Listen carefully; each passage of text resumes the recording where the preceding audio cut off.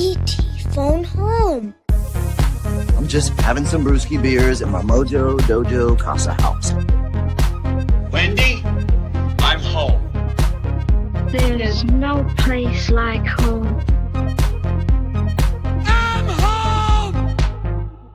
Hello and welcome to another episode of the House of Cinema podcast. I am here as always, but in person this time. Claira Curtis and Sydney Volpe, and we are coming to you live from Cannes, France, to talk to you about Obsession. It's Obsession. so funny you say the French title. We have a story for you. Which we'll get into in a second. But it is episode 289. We're almost at 300. Yeah. Should we cover 300 for 300? Oh, God. Can we Maybe cover not. Meet the Spartans instead? Oh, Sure. Double feature. Double feature. 289 Obsession, a popular movie, came out this past weekend. It seems like everyone's watching it and talking about it. We will go into some of the discourse, not all of it, just because some of it is a little bit annoying, as usual with these horror movies. Before we jump into Obsession fully, we don't want to go into Cannes just yet, because we'll have an episode recapping Cannes and what we're watching here.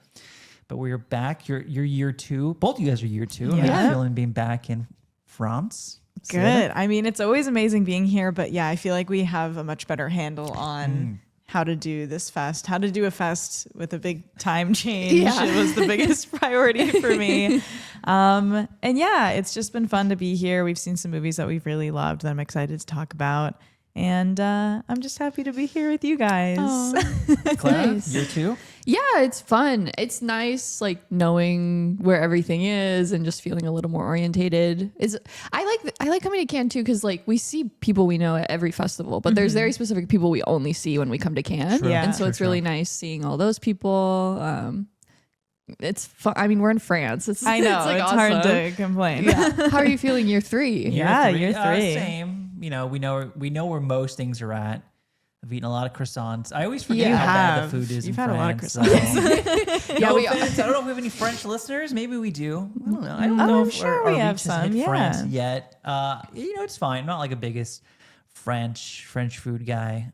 Whatever French food is. What is deemed French food nowadays? Escargot. Escargot steak We're frites. on the coast, so it's like seafood. Yeah. So I mean, I'm like, it's fine. It is what it Oh, is. onion soup, because in France, it's not French onion soup. It's just onion soup. Yeah. Well, the problem is that we're so on the go. There's not a lot of food. There's a lot of great food if you sit, Yeah. but we don't have Yeah, time we don't to have sit. time for a lot of like sit down meals. Yeah.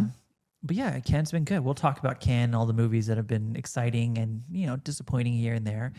You know, so Obsession, which by the way, this setup right now, first time for us.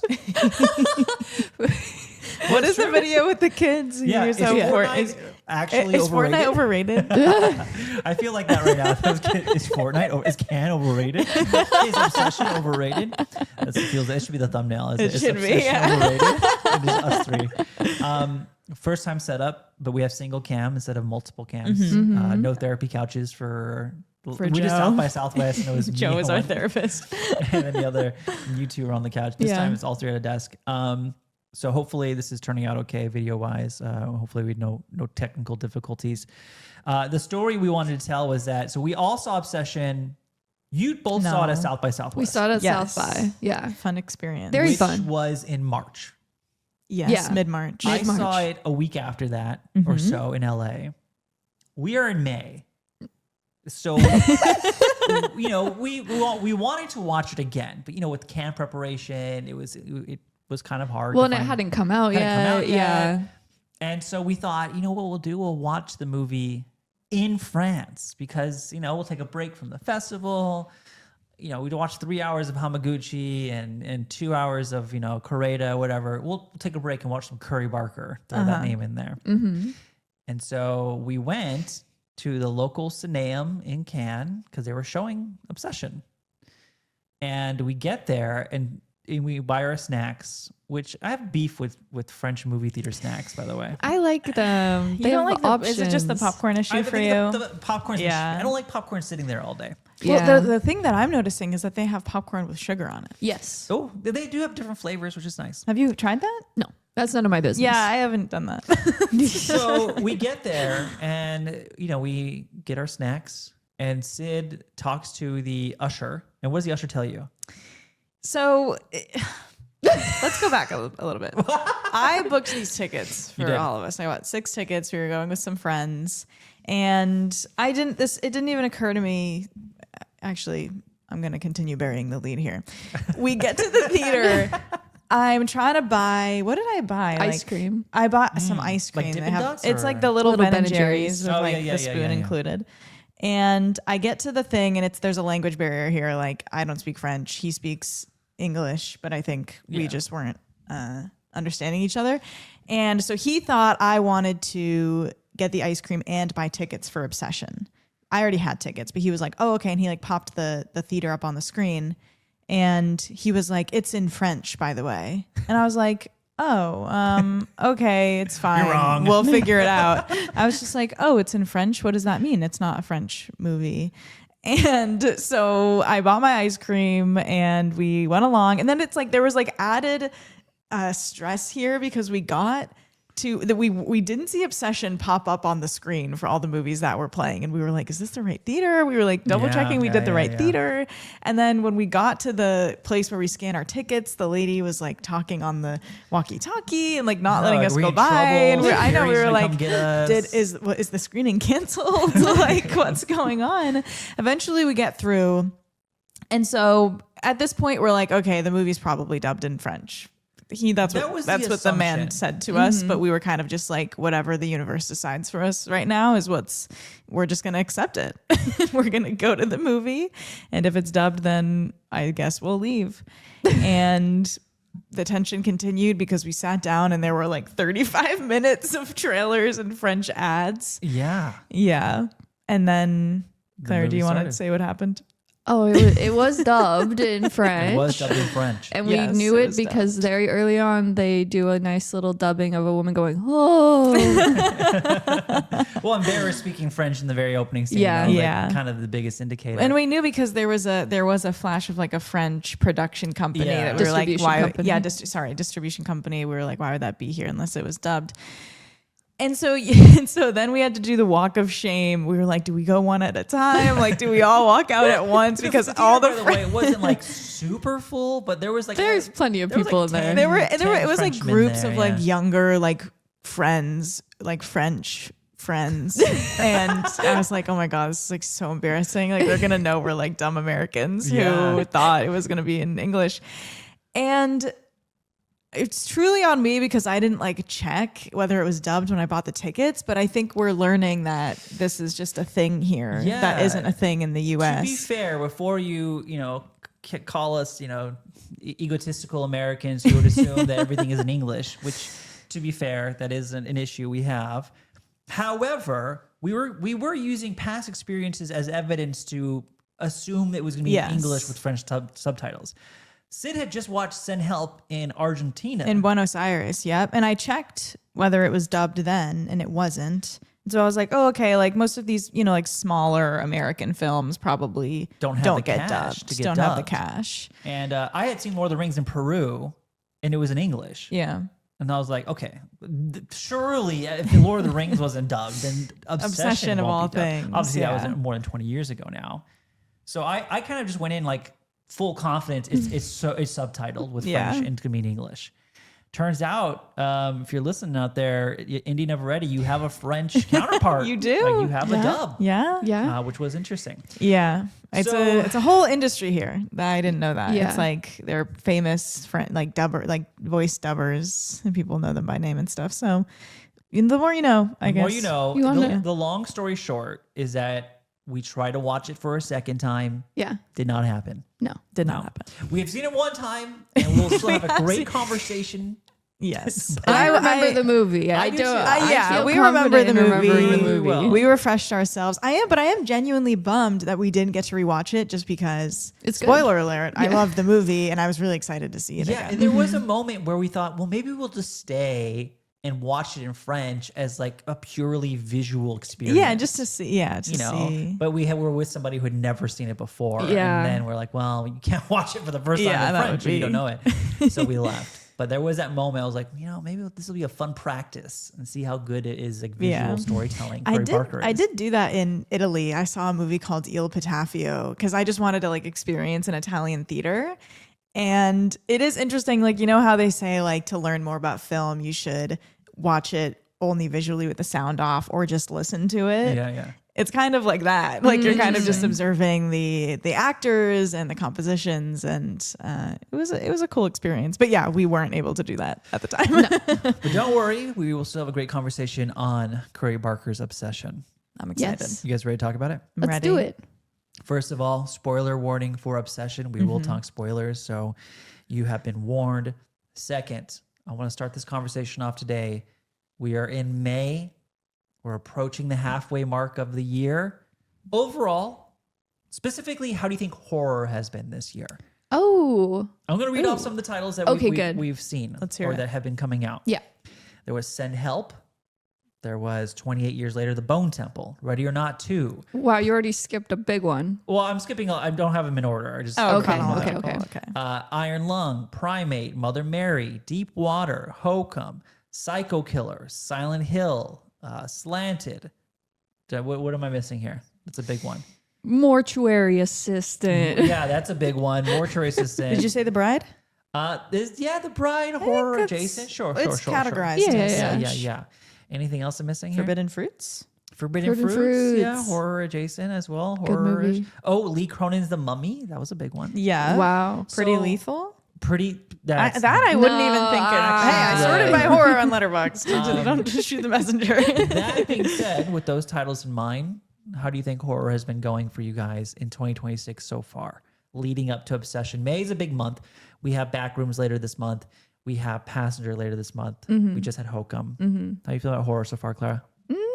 It's a mixed bag. There's stuff that I've really liked, like 28 Years and Send Help was awesome. This is awesome. I've really grown to like Hokum more as time has gone by, which is nice. So there's a lot of good stuff. There's also a lot of stinkers, Yeah. but that's like the nature of horror, isn't it? is, Like, yeah. and I almost prefer that. Like, I want a bad horror movie every once in a while, I think. Yeah. How do you guys feel? Sid? I'm looking here. I have seen 12 horror movies, at least that are on my 2026 ranking. And there are 4 here that I gave like a solid 4 stars. Like, I really liked them. And yeah, there are some that I thought were like truly bad. Yeah, like Hokum I thought was good. The Bride I appreciated. And then the rest of them I thought were not so great. But Where's I mean, Thrash on that list? Thrash is Thrash. second to last, only beat out by Psycho Killer. Not the Psycho Not Killer. Psycho Killer. And so, I mean, like having 4 really solid horror movies that I like loved is pretty good for this early in the year. I'd say. I'm happy I would with think it. So, I mean, I can't remember exactly what last year looked like besides Sinners in April, but I don't remember what else. That was coming pretty out. big. Like, that was a big deal. Yeah. And- So I'm hoping there is a horror movie that I will love even more. But I'm happy with it so far. Well, how do you feel? I mean, exactly the same way you guys feel. I mean, I love Send Help. I love this movie, spoiler alert. And 28 Years Later, I really loved. And there's some of the middling ones, like Ready or Not 2, we liked. Maybe didn't love. Did you guys ever watch Slanted? I ended up watching that. No, I didn't know you I watched didn't it. hate it. But there's some bad ones. Psycho Killer, Silent Hill, Thrash, Primate was was okay. fine. It was a moment. It was a a moment for a Yeah. second. So overall, like I'm not feeling bad about horror. Yeah. And I think this month especially, I'm going to feel even better. I mean, we're looking at a month that could bring us the best horror movies of the year, minus a couple, later in the year, September, October. Obsession, Curry Barker's Obsession. Do you guys know Curry Barker prior to Obsession? You Curry Barker? No, I was not. I was out of the loop on that You one. guys don't know Same. Ball? Whoa. You've seen Milk and Cereal? I've seen Milk and Cereal. Okay. Oh, did you like it? So I guess we should preface it by saying he is like a YouTuber. Yeah. Specifically was making comedic skits on YouTube, which I was not super familiar with. Yeah. Same for you? Yeah. Same for me. Same for you? Honestly, I maybe even less than that. Really? It's just like really out of the loop. Okay. And then he has several like short horror films on YouTube. Okay. Milk and Cereal being like the most recent popular one. I watched it last year when it came out because people were like, Okay. "Hey, you watch Milk and Cereal?" And I was like, "The fuck is Milk and Cereal?" I thought it was interesting. Is it a feature or short? It's a short because I think it's just on YouTube. I don't know if it's a whole. So is this feature debut? I mean, I believe so. I believe it could is. double check. Research. Double check. Double checking right now. Yeah, I do think Milk and Cereal. I think it's like on the longer side, but it's still a short film. Let's see, supernatural horror film, Curry Barker. 62 minutes. Oh, so so that's it a would be feature. feature. No, that's Yeah. a The whole feature. thing It's is- short, but Obsession it's a feature. is his sophomore, so he beat the sophomore slump. Wow, good for him. Yeah, I mean, I guess if this is like his first movie with funding and getting into the theaters. Milk and Cereal was just on YouTube, but I liked it, or I thought it was okay. I don't remember like okay. hating it, but I didn't know much about Curry Barker Yeah. prior to this. He's but got a cult following. we will talk Curry Barker in kind of the landscape that we've talked about. 'Cause we just did an episode on Talk to Me on Patreon. Mm-hmm. We talked about the Filippo brothers, and we've talked about the YouTuber to director pipeline. Yeah. We're going to see more of that just in like a month, not even a month, a couple weeks with Yeah. with Backrooms. Mm-hmm. Obsession. Overall thoughts on Obsession? I loved Obsession, and that was like such a great feeling for me because I do think there have been some very like buzzy. I think everyone has like a couple recent buzzy horror films that they just like didn't get the hype, because that is the cycle with horror. Every time there's one that people like, it gets just blown into like the scariest movie ever made. This is the greatest horror whatever that I've ever seen. And I think that's great. Like, I love that horror is always a genre that's like championed, and I think it always will get people to go out to the theater with their friends and people get excited about it. But I was a little worried going into it, like, oh, is this going to be another one of those that like Long everyone is Legs saying? 2.0. Yeah, Long Legs 2.0, things like that.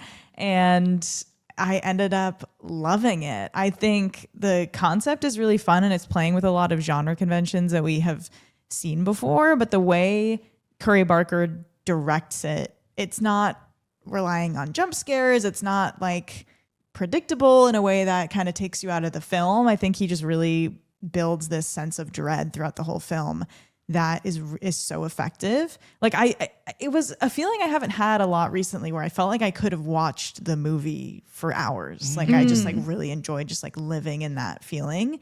And Indy Navretti. Yeah. Oh my God. God. He will come up. She is so good. Yeah, I will leave it at that for now. Of course, she's like incredible in it. But how about you? Because you saw it after us. I did. You'd heard our hype. It was so funny because it came out, it premiered at TIFF, and someone was like, "You should go watch it." And it was a midnighter at TIFF. I was a sleepy boy. I didn't go watch it. Rare Joe sleepy I know, moment. Rare I watched Joe, different- I watched non-midnighter. The Furious at Midnight, That's which right. is Yeah. also really good. That Yeah. comes Yeah. out in June. Highly recommend for the action heads out there. That was a fun time. I also watched Dust Bunny? Dust Bunny. Yeah. I thought it was okay. Yeah. But that also could have just been like delirium, not making me love it. So I missed this. And then when I missed it, I feel like I talked to several people after its premiere where they were like, oh, yeah, it's a big deal. And then Focus Features snatched it up for a pretty penny. And now we're here in May talking about it. So I feel like I had a lot of hype leading up to it. You guys both liked it.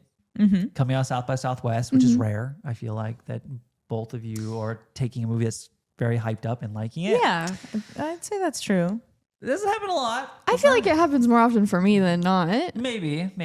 Cindy, you are. I you're feel a like tough I'm the get. detractor more tough. often, Yeah. especially with horror. And Yeah. so with both of you liking it, I was like, oh shit, maybe this is something special. I saw it in a press screening room in LA at 10 a.m. on like a Wednesday morning. It was like me and like two other people Nice. in a small ass theater. And man, give me the heebie-jeebies at 10 a.m. Yeah. I was like, whoa, that's pretty good. Yeah. I really enjoyed it my first watch, and I was excited to watch it again. I still think I'm going to try to see it a second time. It is one of those movies where I'm like, I am interested in revisiting it again. Yeah. I think it is a movie that'll be interesting to track through the next couple of years and see how it does. Yeah. I loved it for all the reasons you pointed out. I think Curry Barker, I mean, not like obviously not a first timer, but with this kind of money and opportunity, you just see so many people kind of squandering that, or maybe sometimes it's kind of like the Kane Parsons backroom scenes. Like, is he going to have too much freedom? Who's going to reel him back? Is he going to like kind of lean too much into his sensibilities? Have Haven't seen Backrooms yet, so I'm just like, this is just like a worry people have. Right. But I was like kind of surprised by the amount of restraint or how smart this movie is. Yeah. It was really smart. I thought it was scary. Eddie Navarrete is very good. I'm excited to talk about it a little bit more in a second. Yay. Sit, Clara? I mean, yeah, I agree with everything you guys have said. I was honestly really surprised by how much I ended up liking. I came out of it a little more like, oh, I think I liked it. I don't know. And then the more I thought about it, I was like, no, I think I really like this, which is always a nice feeling. But like I said, I usually do end up more on the positive side. Like I love Long Legs. I love Nosferatu. Oh, yeah, Nosferatu. Yeah, that would be a big one. There's a Nosferatu hater in this room right now. And at this table. Weapons, dude. I don't Weapons know. was my big This is why I get that detraction. Cindy doesn't like anything yeah. anymore. Yeah, that was right. Weapons Yeah, was Well, I Weapons wanted was to the go big through one. like what is the horror movie of every summer in the last like 5 Ooh. years. Oh, that'd be fun. I mean, this will be debatable. It depends on the kind of the reception of Backrooms and kind of the excitement behind that. I don't really know. I can't tell how that's tracking. I'm not online as much. Is but it summer? Yeah, It's in 2 summer's. Oh, May 21st. 29th, No, something 29th. like that. Oh, okay. So whether like the horror movie of the summer will be this or Backrooms, I don't know. Last year it was Weapons. Okay. What about when does Resident Evil come out? September. Oh, It's later. okay. That's later. Can't Miasma is August. Yeah. Yeah, By that the won't way. be the horror movie of the summer. It will be my horror movie of the We've summer. seen it, but I will guarantee it's going to be like TV Glow in that Yeah, that's true. they'll have very avid Huh. fans and Oh, yeah. non-avid fans. I'm excited to find out.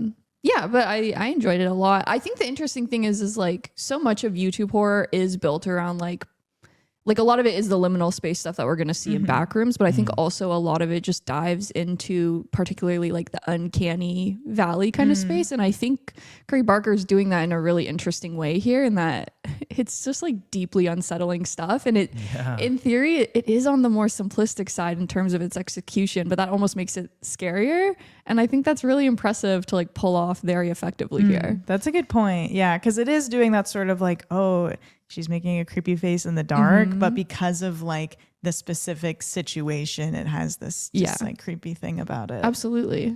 I'm looking at summer horror. So last year, Weapons. Do you prefer, well, I don't ask you guys. What do you prefer more? Weapons or Obsession? Oh, Yeah. but what would you prefer? Because you loved Weapons. Yeah, I would you choose did. Weapons. Oh, Really? Okay. Okay, cool. Okay. I'm a Kreger head. Yay. I'm You Kreger are. for Kreger, as they say on the internet. Nice. 2024, arguably, it's either Long Legs or it's Alien Romulus. Ooh, Romulus was Ooh. big. They were Romulus both a big made deal. significantly Depends more on. money, I think obviously. Romulus was like the normie one, and then Longlegs, obviously, in the cinephile community, was a huge. So I don't know huge what you deal. would say was that summer's horror movie, but Obsession versus both of those, I think that one. I pick Obsession. What about you? I think I would. I think I would pick Long Legs over Obsession, but I would definitely pick Obsession over Alien Romulus. Okay, yeah. I You think liked Romulus? I think Romulus is fun, good. Yeah, it's I don't fine. think Yeah. it's amazing. No. I think there's some issues with it for sure. Get away from her, you You bitch. So dumb. But I think it's decent, like pretty good. Yeah. I would choose Obsession over both of them, I think. Oh, wow. Huge. Wow. 2023 summer horror movie. I'm not really seeing anything that's like jumping on the page. 2023. Minus one wasn't until later. that Insidious, Oppenheimer Red Door, year? It was. That was the. And that, Insidious, the Red Door. Haunting of Venice, Knock at the Cabin. oh. I know you guys like it, but I don't Man, think yeah, these are all pretty minor though. Yeah, they're not. But I think that is because Oppenheimer and Barbie was near It the was end of just summer, like- and it just like took the over. highest grossing horror movie of 2023 was Five Nights at Freddy's. That was not in the summer. Yeah. Oh, The it Nun wasn't in the 2 was summer. second. That was not in the summer. Insidious, the Red Door was third. That was in summer. That was July of 2023. Huh. I think I that was not flopped. That there. was the third highest grossing horror movie of the year. Oh, that's right, because those do really well overseas. Scream 6. Oh. Not a summer When movie. did Evil Okay. Dead Rise come out? That was in April. Oh. Exorcist Golden Retriever. That was in October. Okay. So I guess Insidious the Red Door is all we Wow. have to work with Good here. for them. Okay. Nice job, Insidious the Red Door. Congratulations. Yeah, I would choose Obsession over this. And that was what's his fate? Patrick Wilson's directorial debut. It was. was. What a man. What a man, Love that Patrick him. Wilson. You guys excited for Out of the Further? Into the Further? I still haven't seen 6, so I'm behind. Door? Yeah. Oh, you haven't seen it. I started watching it and I didn't like how mean everyone was being to Patrick Wilson. Well, luckily, this new one seems to be taking a different route. They're Yeah. only Okay. using the Shay character again. The old lady. Okay. Yeah, Who's yeah. is Okay. Brandon Perea? Brandon Perea is in it. Oh. Yeah. Yeah, that sounds right. Yeah, Love sure. him. We saw the trailer for it before Obsession. In yeah. French. You know, to be fair, yeah, Obsession, we saw some trailers that I hadn't seen before that made me excited Yeah. for certain things. And I thought the trailer looked good. Yeah, there's some cool things about it. I think the Insidious lore is a little too complicated for its own good. Yeah. I agree. Yeah. Yeah. We've kind of lost all sense We of the didn't need plot. this many movies, Yeah, but No. that's how but it you know, goes. I'm always good down for like a spooky movie. yeah. We'll see how that me goes. too. Okay. I don't want to go back even further. Should we check 2022? Why not? Horror movies 2022. I'm just really curious now. Doctor Strange and the Multiverse of Madness. Because we have reached Barbarian Summer. Oh, wow, Kreger. Yeah, I would choose Summer Barbarian. horror I would choose movies. Barbarian over Obsession, I Kreger for think. Kreger. Oh, you would? Wow, okay. I think I would, yeah. Whoa. That's totally fair. Okay. Neither of you guys would. No, I don't think No, I I would. wouldn't. But I think Barbarian, there's like so much about Barbarian that I really like. Yeah.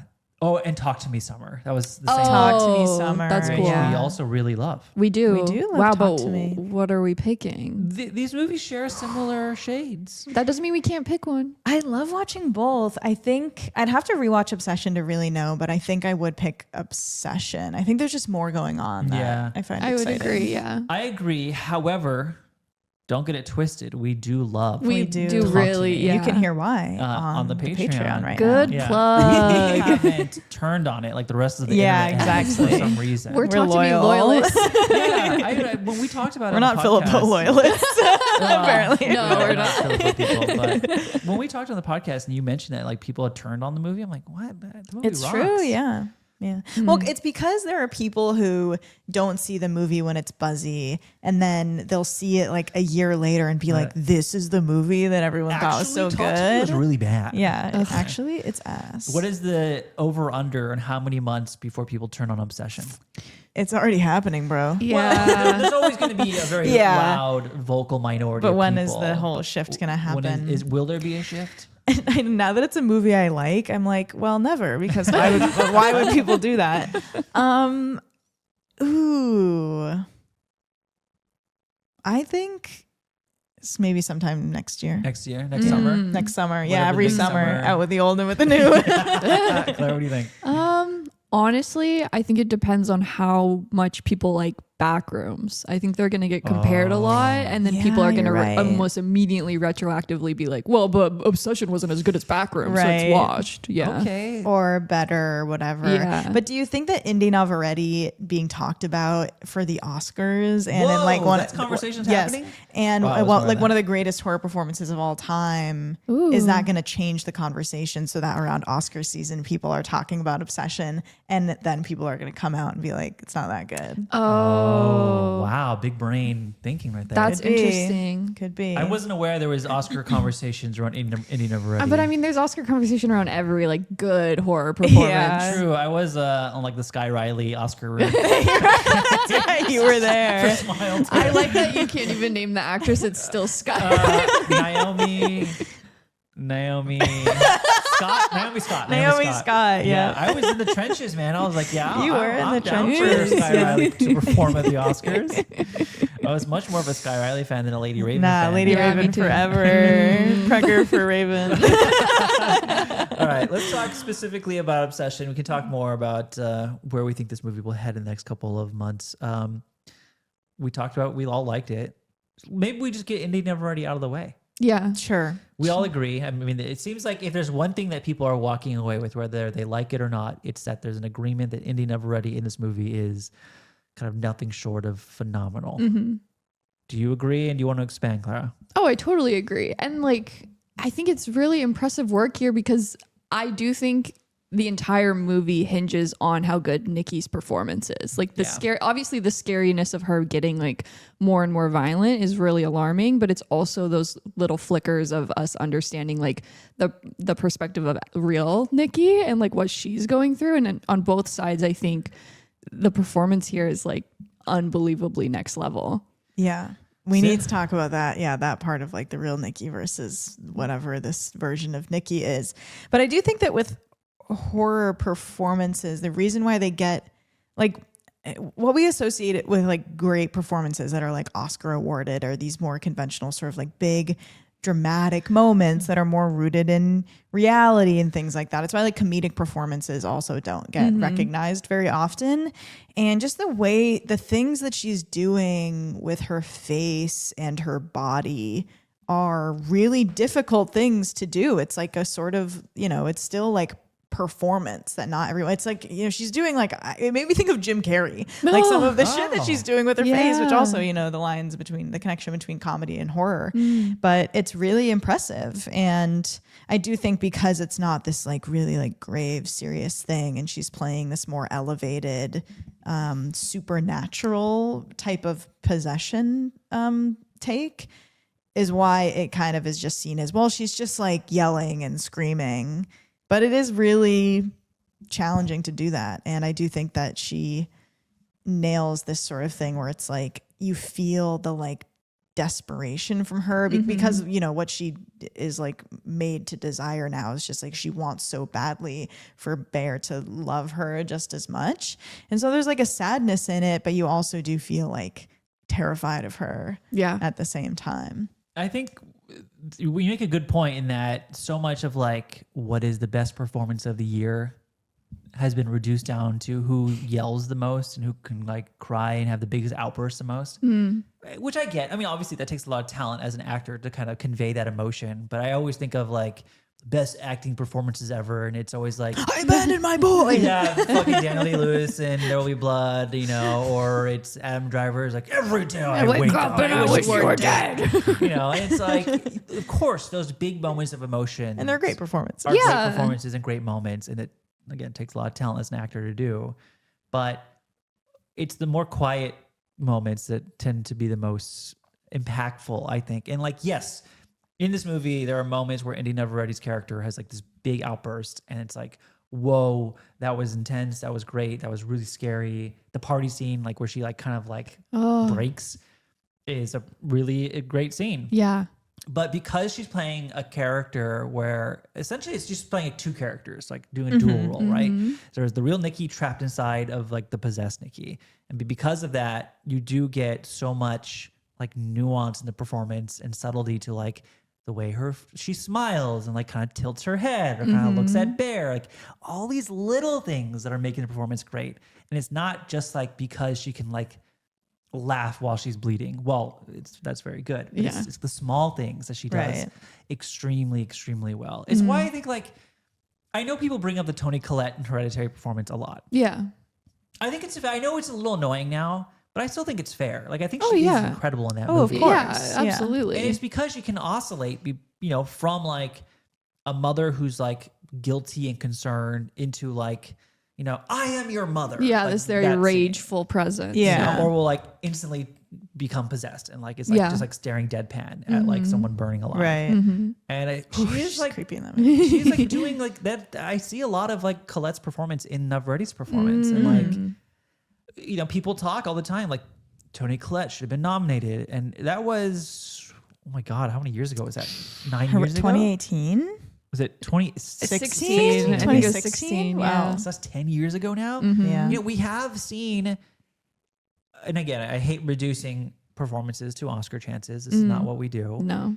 But if that's the conversation people are happening, we are seeing this like influx of last, 5 years where horror is getting more and more recognized. The Substance was a big moment. Demi Moore was like this close to winning an Oscar. We're talking like, who knows how many votes? Maybe if she won, she wouldn't be pro AI now. Maybe. Whoa. Okay. Think about that, Academy. The Academy for that. I don't know what it is, but that was a really funny comment. Inner villain arc. Yeah. Park Chan-wook just like behind her, like, Just so fed up. so upset. So we're seeing like an influx of horror being recognized. I mean, Amy Madigan just won. Huge. That's Best right. That was a Supporting really Actor. big deal. That's right. Huge Yeah. win and excellent in that movie. Mm-hmm. It doesn't happen.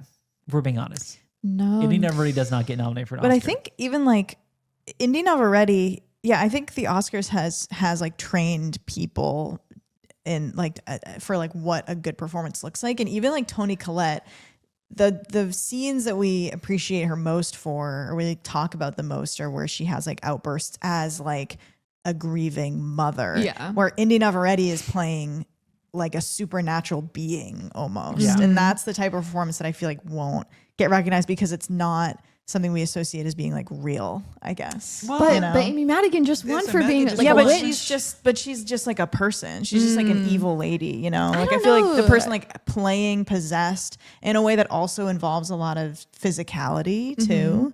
I mean, maybe she will get recognition. I don't know, but Yeah, because I do think a lot of like Amy Madigan is like just a person, but like there is such like an elevated sense to what she's doing in that, like, Yeah. and then maybe that is just the character itself, but I think there's promise there for Yeah. more. I mean, and don't get this twisted with me saying she doesn't deserve a nomination. No, This no. is simply like I'm looking it through the eyes of the Academy and like what they'll see. For sure. If anything, what I think they'll see is she's too young and too new to nominate. well, yeah, because Amy Madigan was like there was a legacy element involved I there. think if like we're talking, there was like a legacy actor, it was obviously a completely different movie, but because Indy Neverty is basically bursting into the scene with this role, I mean, she's been in stuff before this. I think that will prevent the Academy from ever like actually taking Right. it seriously. Yeah. What the Okay. Academy will do is that in like a couple of months or near Oscar time, they'll post a clip from the movie instead. and everyone will be And like, all the bro. comments- Yeah. What are you doing here? You can't post this clip. It's actually Yeah. not Too like- late. Fake The fans. damage is Yeah, done. that happens very often. Yeah. All the time. You know, Mother's Day, they'll post Toni Collette, be like, Happy Mother's Day. Like, you Yeah. know what? That's just rude. Yeah, You can't like, do that. okay. And some way I am like, you know, the intern at the Academy is just trying to appreciate something that all the old people in Hollywood didn't vote for. Yeah. So, anyways, long story short, though, she's incredible. Oh yeah, And we all unreal. agree she's incredible. Yeah. I want to echo what Clara said. I mean, I don't know how well this movie works if it's anyone else. Yeah, it's. I mean, it's different. I mean, it's like there's almost no point in trying to imagine like who could have done this too. Like, Yeah. it's like it doesn't matter because she's so good. But Right. it is interesting, like all the pressure is on her for this because Bear is like an interesting character as well. But he kind of is more just like I don't know. He's not as almost involved in the process of what's going on. It's not here. as demanding of Yeah. a role. Yeah. For sure. I like the actor playing Bear a lot. I think Yeah. there is Me too. there is like a performance that is worth recognizing that's notable. Mm. I mean, the fact that this movie is coming from, it has a budget of about $750,000 to $1 million, according to the wiki. Yeah. That's awesome. It was made for So nothing. made for like a shoestring budget, yeah. which means that their opportunity to hire somebody that has like a lot of name, like a lot of weight behind the name was probably not possible, which is worked out in this situation. Like, I Yeah. don't know what this movie looks like if it's like A bunch of people we know. a bunch of people we know. Right. It would be, I think it would be distracting. And yeah, I do think that like Bear is an interesting role to play. I mean, it's like something that we've seen a lot before, but it is I think it's a tricky balance to be this, to portray this sort of like nice guy persona when really the whole movie we're reckoning with the fucked up ethics of what Bear actually did to her. Totally. Yeah. Is this movie too mean? That there's a conversation I've Ooh. seen. No such thing. No Really? such thing? Oh, I think To there is such a mean- thing. Yeah, I think there is such a thing. Okay. But like, Oh, wow.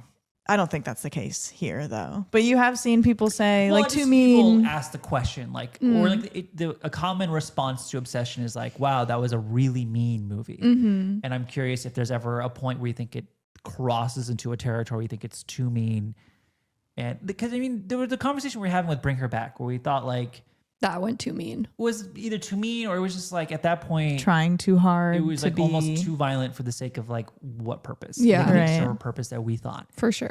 Does that ever cross that territory in this moment in this movie? No, I don't think so at all. But I think that's a demand of the subject matter. I think if there had been like kind of a softer endpoint for something like this, it would have been more frustrating because I think it would have negated its whole point about like the nice guy and the horrors that can be inflicted through that like mentality. So I'm glad it's so mean. I think that's maybe one of my favorite things about it is it ends in like such a really like upsetting sequence. Yeah. Too bleak for you at the end or no?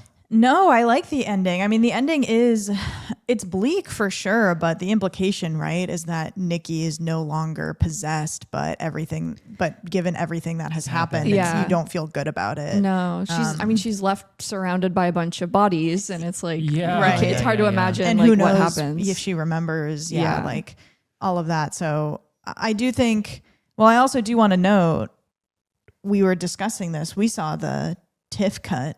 Yeah. You saw the Yeah. TIFF cut. I would imagine. Or you don't know? I would imagine I saw I a think TIFF the cut. only thing that so basically like we saw a version of it that was just slightly more brutal than what was released in theaters. I think especially with the scene where Bear and the other girlfriend Sarah are talking in the car, Oh, and okay. Nikki rushes up and starts smashing her head into the steering wheel. Yeah. I think it's just a little more gratuitous. Graphic, and yeah. graphic. Yeah. I mean, from what I remember, what I saw, It went on for like a while. It went on a long and time. it was gratuitous. Like they Yeah. cut to her like body and face. I'm like, oh damn! Like they they didn't hold back on that. Yeah. So who knows? But I mean, like that scene. We gotta pause.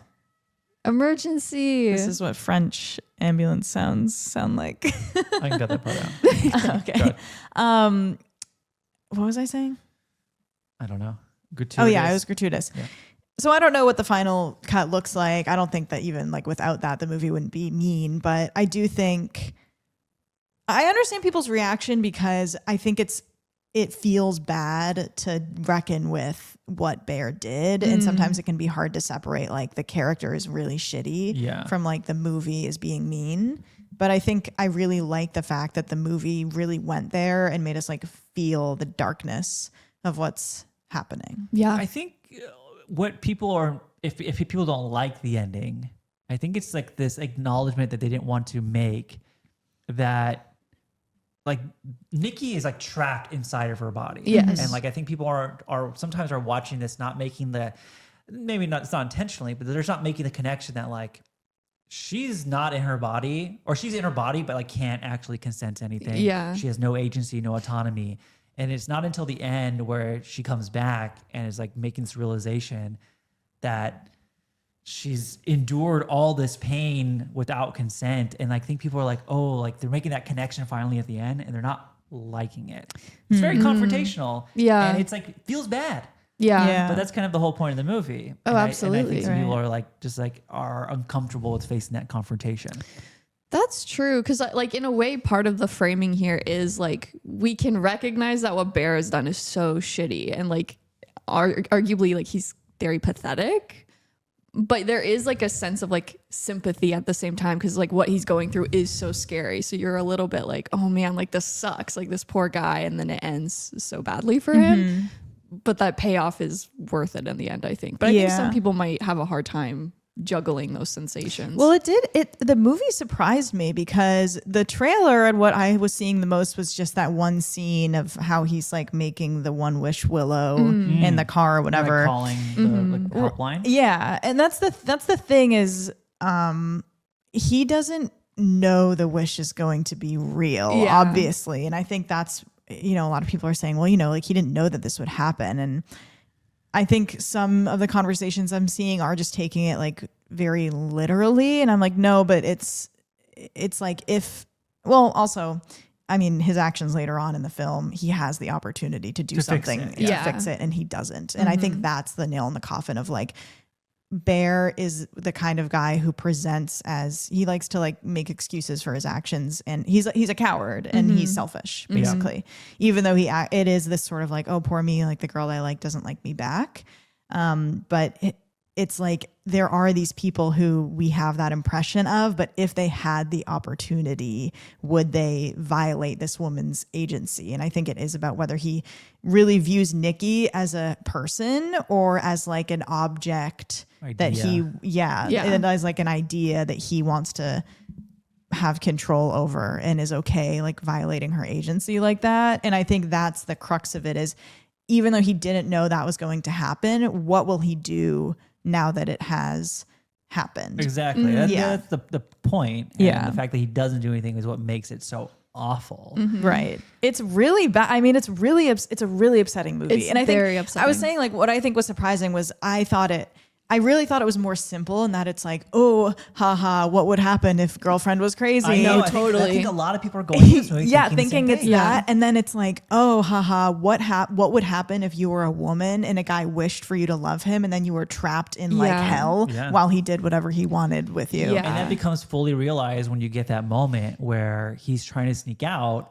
And she's and she's in bed and she's Yeah. like, Bear. And it's the real Nikki Yeah. trying to like communicate with him. And she's Yeah. like, it's asleep right now. Like, help me, Bear, help me. Yeah. And Though- it's like, yeah. Well, and- that's like the moment where you're like, oh, like this is so much more than what is being Right. sold Yeah. to us on, Those the are trailers. the scariest moments easily. And Claire, I wanted to ask you specific because we came out of it at South by and I think we both were like, whoa, that was like a lot about like agency and all of that. And you seemed a little more mixed on like how it dealt with that or like how much it reckoned with that. Yeah, I feel like just initially I was like, is this perspective of being so like external the right approach? Because like I think in my mind I'm typically more inclined to like lean into like I want to hear directly from that sort of person if they're in that situation rather than it being so external. Because then it's easy to misconstrue or misunderstand like certain sequences. But I think ultimately now that I've like sat on it a lot longer, I like that about it more because I think it is important almost to reflect on it from that outside perspective because it's so easy to kind of brush those sort of things aside. Like there's a lot of real world situations right now where women's agency is being stripped and it's very easy to be passive about it or just kind of complicit in that process. And I think seeing it from this lens allows us to really experience the like horror on the individual, but also in the way it reverberates out into society more. Because it's not just Nikki who obviously pays the price for what's happened here. It's all their friends' lives are not just ruined, but ended because of this choice. And so it is interesting in that way that it's able to kind of go out wider in the end. Right. Yeah. Well said. Saw a lot of people bringing up the cat being too far. Oh, That's right. Yeah, Cat sandwich was really fucked Cat up. gate. that was I like that sequence because it is like you're watching him eat a sandwich and it is like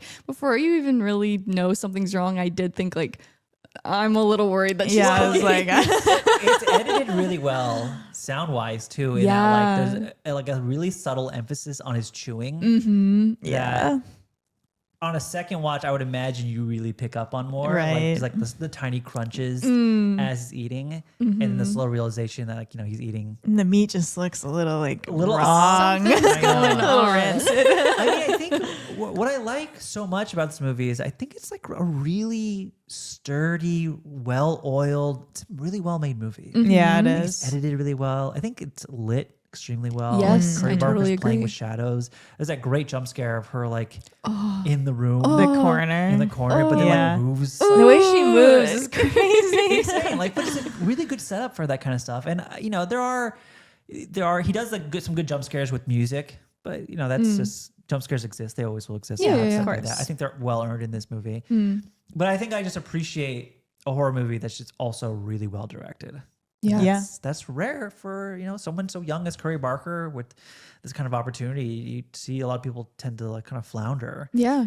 And I know I keep bringing up Kane Parsons, but it'll be so interesting to see how Kane Parsons does. Who's like, he's a baby. He's 22 years He old. is, yeah. Something like that, maybe 21. How old is Curry Barker? Isn't he like mid-30s? I have no idea. How old is Curry Barker? Curry Barker, age, Google. I think he's 36. H Google. Age Google. Age. Let's see. Right now, Curry Barker is 26. He's 26? Wow. Young buck. Bro, that's Young how buck. old I am. What am I doing? Yeah, I mean, we can't. No, we don't do it. Don't go down that road. I reject it. When you Google Curry Barker age, it also gives you Clive Barker's age. Oh, nice. No relation. No, not a Nepo baby. Not a Nepo. Not a Nepo baby. Imagine it turns out Curry Barker actually relates to Clive Barker of Hellraiser fame. That would be interesting. Okay, we talked. Is there a certain scene you guys want to shout out? I really like the party scene a lot. I love the party scene. I love her monologue, and it's so eerie. It's a And good like, one. I love the little poem story she's telling. I eat that stuff up. Oh yeah, great poem. What is it, Hansel and Gretel? Yeah. I with like the them a willow lot. tree. Mm-hmm. Oh, Scene you want to shout out at all, Sid? That you can remember? I will this? shout out. Well, the cat sandwich made me think of. So nod to the cat sandwich. Cat sandwich. I do. It is mean, but I kind of like that as something. Like I think Curry Barker found really good ways to really make tangible the way that this version of Nikki is trying to. Like, I mean, the wish was that she would love Bear more than anything, and everyone makes jokes about, oh, when you love someone a lot you want to like crawl in their skin and like whatever. And I do feel like that like whatever this thing trying to express this is, like this cat that he loved so much, like having him like eat the cat so that it's like part of him, you're like, no, that kind of like makes sense, that kind of checks out. do that in it's like Apex. something that it would do. Oh, that's right. Oh, yeah, that is a thing yeah. in Apex. Yeah, it is like an idea that like you consume the person. and you carry them with you Yeah, forever. and so Forever. it's so disturbing, but it's not just because it's like weird. It's because it's like, wow, she's like, her vision of her view of this is like so deranged. Yeah. and Yeah. you just don't know what she's gonna do if she'll like go that far, I guess. Because is the theory that she killed the cat? No, the cat's No, dead. The cat was dead before. The cat got into Bear's medication. It ate the by pills. accident. That's right, that's and, right, yeah. and overdosed. That's Which, right. you And know, she made the e- shrine and yeah, stuff. even more Yeah. evidence Yeah. of Bear's just kind of inability to care about anyone else Yeah. or anything else. Exactly. A bit Yeah. of a selfish person. Yeah, the cat sandwich is gross for sure. Yeah. The moments that get under my skin for sure are the moments where Indy Neverready's like the flashes of her real. Yeah, the character, phone of call, Nikki. the end. The phone call, crazy. the Yeah. end. Those are all great. It reminded me Yeah. of that scene in Talk to Me where Mia's character goes inside of the demon's like own To see, Oh, yeah, to yeah. see where Find Riley is. where Riley's at. Yeah. You see Riley kind of like being tortured. being tortured It by is the like demons. that, yeah. That's what I imagine is happening to Nikki in this Right. movie. Me too. Is like she's Yeah. like just being like tortured and held down by all these like entities. That scene really fucked me up and talked to me as well. Yeah, that was scary. Yeah. I do want to shout out the humor in the movie Oh, because it there's is funny. because there's Yeah, a lot it's of funny. really funny Yeah. moments, but the one that jumps to mind is near the end where Bear has like found another stick, but he can't yes, break yes, it, and so yeah, he takes yeah, it to Ian and he's begging him like, please, like this is real, this is so serious, like I need your help, and he like is getting more and more frustrated, and then his friends just like, well, I wish for $1 billion, and you hear Bear go no, and then it breaks and it rains $1 billion, like That was literally crazy, $1 billion. yeah. It goes on for so long. The money was gonna kill him as it was landing. Yeah. He dies later, obviously. Yeah. But, shout out to Cooper Tomlinson as Yeah. Ian. That was a great moment. That as was well. awesome. I have seen people say like, oh, there's like a big plot hole here, and that Bear could have just gone to some random person and been like, hey, can you just say like, I wish like Nikki didn't love Bear, like I wish to undo Bear's wish. Yeah.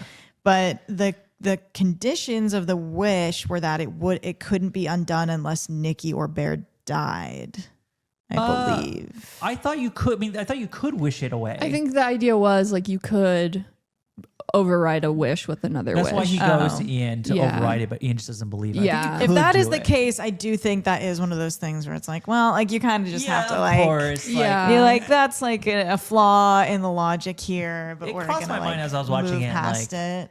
Yeah, find another stick and have someone do it. Yeah, but Because I mean, any situation like this in a film, like a monkey paw, whatever, like it's like there would be a solution to this probably, but it would defeat the point, because the purpose of this is it's like making a point about Bear as a person. exactly. I think yeah. I wanted to bring up, there was some take I saw or something where my response to it was like, well, I think that I'm wondering if the One Wish Willow Company is sort of trying to punish Bear. Like it's not just this like neutral thing where it's like you Oh. get your wish.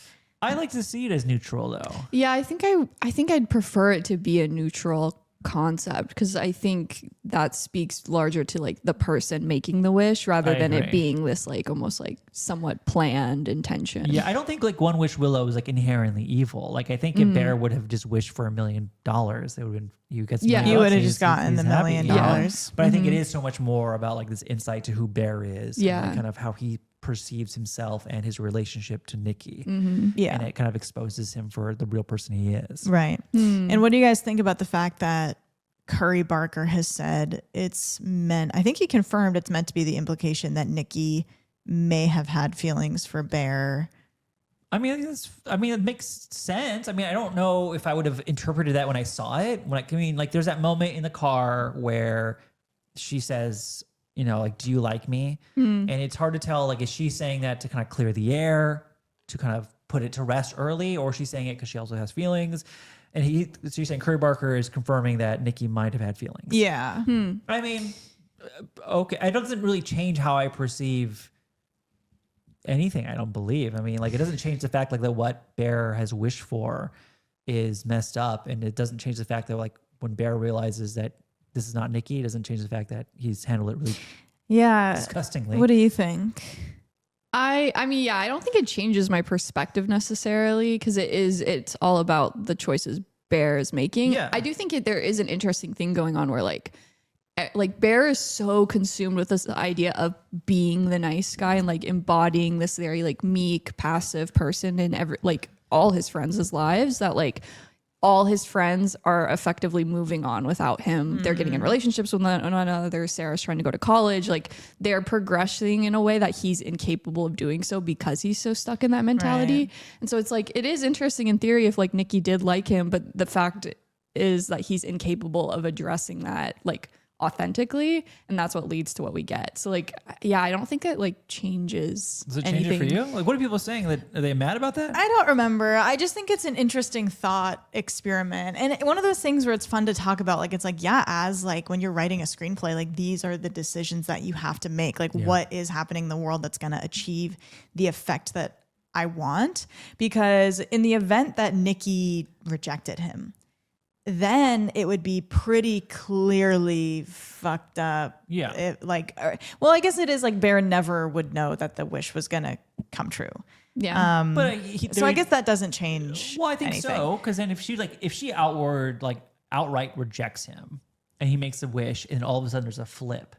Then it would be Then it would be objectively, it's like, I wish she wanted this thing that she didn't want. Yeah, and then I think it becomes a lot more clear to not only us but to Bear that like this is strange and weird from the get-go. Yeah, exactly. But yeah, now that it's sort of like, I like it because it's an added moment of Bear's cowardice. Yeah, which is exactly. kind of, what you were implying, Clara. Yeah.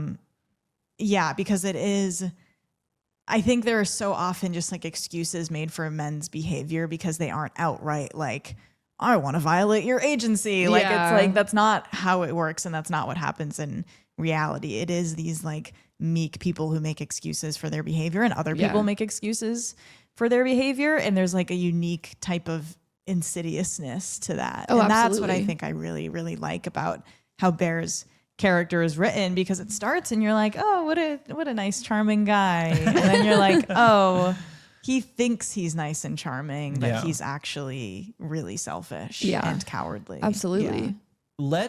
Can we rank our favorite horror movies so far this year? Like, what are your top 3 favorite horror movies of I have 2026 so far? Okay. Now, we're answering this question pre-Backrooms, post-Obsession, pre-Passenger. I don't know exactly how that's going to go, but Yeah. it's getting buzz. But so far in the year of May of 2026, and now we're in May, where do you think Obsession is going to rank in your... Where is Obsession ranking right now? Ooh. I have it ranked already at, I think it is let me filter by horror genre. Yeah. Ooh, mine's tough. I have it at number 2. What do you have at number 1? 28 years later, The Bone Temple. Okay. Okay. Claire, what are your 3 favorite horror movies of 2026 so far? What are the 3 best? And number 3, I have Faces of Death. Okay. Love that Yeah, movie. you did. I love that movie. Yeah. We're Love big Faces that of Death fans here. movie. In 2, I have Obsession. Okay. And in 1, I have Bone Temple. Okay. Yeah, Wow. I'm Okay. really sitting in a similar place, I believe. I think I have 28 years later, The Bone Temple at number 1. Okay. Okay. Switch it up on you guys. Yeah, well, okay. 2, I have Obsession. Right. And Great. 3, I think I would do Faces of Death. Okay, but is there something you're like... I really like Hokum. Yeah, you like Hokum the most out And I of the like 3 of Send us. Help a lot. Yeah, Send Help is great too. Send Help is my 3, and then I have Forbidden Fruits at 4, and then I have Hokum. Oh, Oh, interesting. What's your 4? Force and Help right now, but honestly, Okay. I might bump that down. I'm not thinking about it as much as I thought I I know would be. I'm not either. Oh, it's now on Hulu Disney Plus. You can Oh, now watch it there. good. And then I have Forbidden Fruits in 5th. Right. Um, Okay, so we're the same, except I haven't seen Faces of Death. yeah. Yeah. Yeah. Yeah, I think I would go with Bone Temple, Obsession, Faces of Death. I'm going to stick with Okay. that for now. Okay. I like that. When May is all said and done, out of the 4 big horror movies in May, now we haven't seen 2 of them, but if you were to just Yeah. kind of project Guess. yourself into the future Okay. and guess, what do you think they will all end up on your Wait, ranking? what are they? What are they? Obsession, Yeah. Passenger, Backrooms, Oh. and Hokum. Okay. Backrooms is May? Yeah. Well, man, Whoa, I think it's we've coming said that out like at least soon. 3 It's times coming out on this soon, podcast bro. this I don't. episode. We're at a festival. I don't know what Yeah, time it's in it is. like a week, 2 weeks. from now. And Hokum? Hokum. Hokum was May 1st. May 1st, yeah. Yeah. I don't know a lot about Passenger.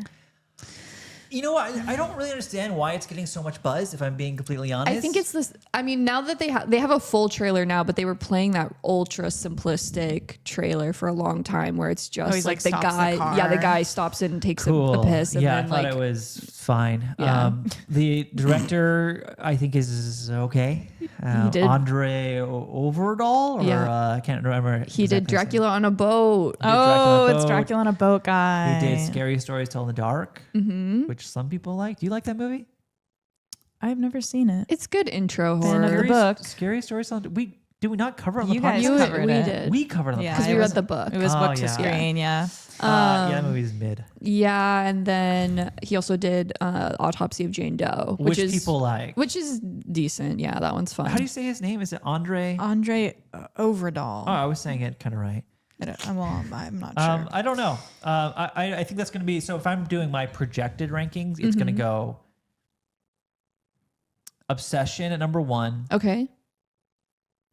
Backrooms, Hokum, Passenger. That's what I would say exactly that. Oh. Yeah. But Really? I think Passenger or Backrooms and Hokum might be the same. Flip flop. Back- Well, Backrooms? 4 stars both. Okay. Backrooms could go either way, man. I know.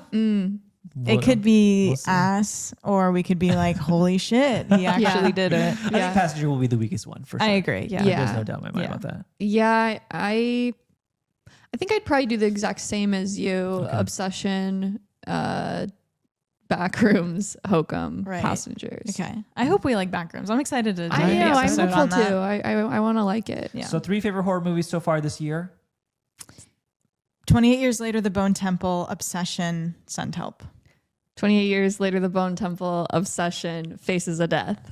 Mine is 28 years later, Obsession, Faces of Death. Okay. Yeah. Shout out Hokum. Wow, so-called Shout out- free thinkers. Shout out. Yeah. Shout out. This is where we get the comments like, why do they always agree with each other? I know. Well, sorry, I didn't love. Well, there Lee aren't Cronin's a lot of Mummy. options at We're the friends moment. with similar I tastes. don't know. I didn't love Lee Cronin's The Mummy and didn't Yeah. love Ready or Not 2. And Mortuary Assistant is ass. you're the only Yeah. one bringing up that movie. I'm gonna keep You're the talking only one who about watched it. it. I think I you're the want only one who everyone watched else to watch it and understand what I funny. went through. It'll be interesting to see how this will go into May. And have we seen? Oh, I was about to bring up Can, but maybe I shouldn't. I was gonna say, have we seen any horror movies that will crack into that? I have not. No. well, unless you count Miasma as a horror movie, Oh, which I think it you is a do. horror movie. Yeah. It Oh, is, then very I much so. absolutely Yeah. have. So oh, then- actually, it's That would gonna probably crack in, up yeah. to number 1. Actually, There you go. Nice. Okay. Nice. Because Colony's not cracking that. Colony's not cracking. Sorry, shit. guys. Sorry, Spoiler. spoiler. Sorry. Colony's is not very good. It's not very good, I know. If you're wondering what Colony is, it's the director of Train to Busan doing another zombie movie. Yeah, Wished I loved it. We did sad. not.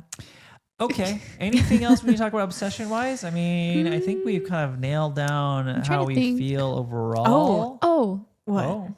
I was gonna shout out the score because I really Oh, like the like great score. synthy, Yeah. dreamy Good stuff. vibe it's Score bringing. by Rock Burwell. Okay. No Shout out hyperlink Rock on Burwell. Wikipedia. Okay. So Rock, can't wait to see you do more. Yeah, I thought it was like great like as a mood setter, but then I also just like how it incorporates itself into the larger like sound design, especially with how like the music will get going and it's kind of intense and you're really embedded in this like this moment, and then it's replicating what happens when Bear breaks the willow stick, where it just snaps off very abruptly. Oh, I love that. And I found that really compelling, this like on off of just like the tensions growing, and then it snaps because something has happened that's so alarming. And I thought that really fed into the larger horror at play really Yeah. nicely. Good score. Shout out to Rock. Very good. Yeah. Do you want to say something as well? I wanted to, similarly to the Talk to Me episode when I asked if you guys would use the hand. Oh. Would you guys do a one wish willow? If it means wishing for money, absolutely. Yeah. But that's the whole part of a monkey's paw. Like, There's some consequence you're we not don't know supposed about. to do it. Yeah, but I think Curry Barker has said like he doesn't think that the one wish willow is like inherently evil. Yeah. And so if it's just like a straight up like you get a wish with no downside, fuck yeah, I'll use that shit in a heartbeat. Would you do it? You could wish for anything in the world. Yeah, I think I would. I don't know if I would do that. Wow. All right. You just never know Not if getting things my are going to money. go No, wrong. that's the tricky- Just like- anything supernatural, I don't think you should like fuck with. I do it I deeply agree with that. Yeah. Okay. This is It's none of my conversation centered in business. the fact that we all Bro, have a Nikki conversation. got sent to like Willow Hell. But maybe we don't wish for I'm not asking that. a wish about people. Yeah, but you just said you thought the money was going to crush him. Like, But it didn't.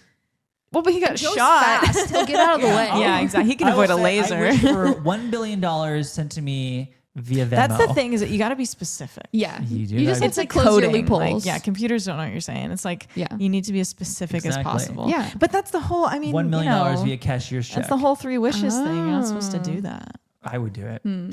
We should talk about one last thing before we move on. Curry Barker's future, Okay. which he has a very bright future. Okay. Here are the following movies that he is confirmed to be handling. One is a movie called Movies. Okay. A movie called Anything But Ghosts. Oh, Upcoming yeah. American supernatural horror movie directed by Curry Barker, written by Barker and Cooper Tomlinson. Nice. The film stars Aaron Paul. We're jumping straight from like your friends to the A-listers now. The film stars Aaron Paul, Cooper Tomlinson again, Bryce Dallas Howard, Violet McGraw. Wow. Jason Blum, Roy Lee, and Steven Schneider serve as producers. Okay. Premise: two fake paranormal investigators must face actual ghosts while dealing with the deception of their own fraudulent business. Fun. What else did that? Some other ghost show. On Like, Jim Haunted Asylum? What, of like paranormal investigators that are like they're scammers? a little bit scammers, or just like they like maybe don't believe and then they accidentally stumble into something. That happens all the time. Shelby Oaks kind of does that. A little bit. But I thought that she like firmly believed. That's true. She did. What Ghost am I Haunted thinking? Asylum, and they're Is like- that you're right? That's what I'm streamers, thinking and, like, of. they, like, Oh, they fake don't it. believe. Yeah, Yeah. that's. And they go to Oh, the you're right. asylum They and do fake there it. might be Yeah. That's another what I'm thing out thinking. I forgot about yeah, that. I think that is like kind of a more familiar thing, but it's fun. I like that. Yeah. It says here in March 2026, Focus Features acquired the distribution rights of the film, having previously acquired Barker's directorial debut, Obsession. So Cool. they will be taking it. It doesn't have a release date on here about when it'll come out. It looks like they wrapped filming April of this year. So who knows when that'll come out. And then obviously the big news here is that A24 has tapped his shoulder and said, hey, you want to take over a little thing called Texas Chainsaw Massacre? Oh, right. And he is taking it over. Okay. It'll be his to kind of craft. And how are we feeling about Curry Barker's TCM? I don't know. As you pull up the untitled TCM I know it's Letterboxd the profile. 10th installment in the franchise. I've only seen the original Texas Chainsaw Massacre and the remake that we covered on the yeah, with Patreon Jessica from Biel. 2004. Yeah, I like that movie. I know there's something to It's it. cool. There's something to that one. I don't know. I don't know. Are you a TCM head? I think the original is a masterpiece. Oh, yeah. But yeah, I've never been like, oh, I want more Texas Chainsaw Massacre Yeah. movies, which is the case with all these Yeah. franchises.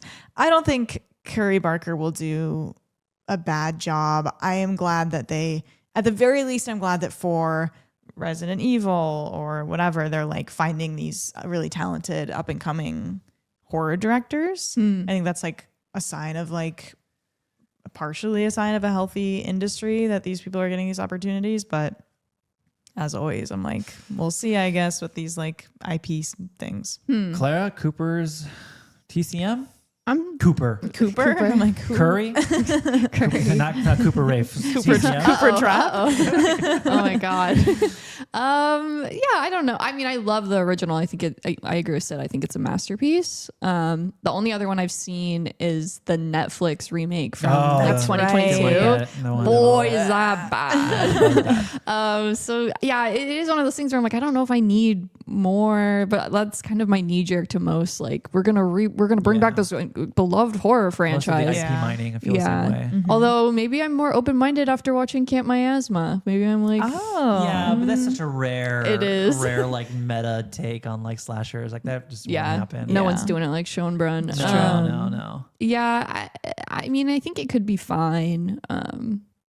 I think maybe that's where I think it'll just be fine. That's gonna be the That's biggest fair. test for someone like Barker, where we have 2 movies in a row that he's making, where he's written its original work, Okay.